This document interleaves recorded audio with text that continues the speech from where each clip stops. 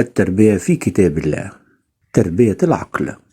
من أراد الدنيا فعليه بالقرآن، ومن أراد الآخرة فعليه بالقرآن، ومن أرادهما معا فعليه بالقرآن.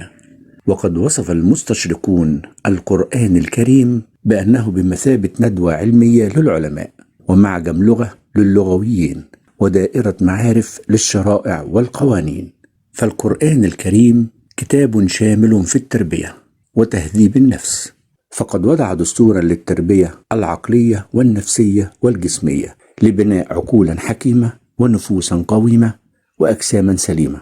فالإسلام دعا إلى التربية العقلية والتحرر من القيود الفكرية، والتأمل في الكون، والتزود من العلوم المختلفة التي تزكي العقل وتعمل على توسيع مداركه. فقد قرر الإسلام حرية الفكر، وكرم العقل حيث كرم الإنسان، وميزه عن سائر المخلوقات الأخرى، ومكنه بفكره وعقله من أن يضع يده على ما حواه الكون واشتملت عليه الطبيعة، وجعله بذلك مسؤولا عن أفعاله أمام الله سبحانه وتعالى وأمام الناس.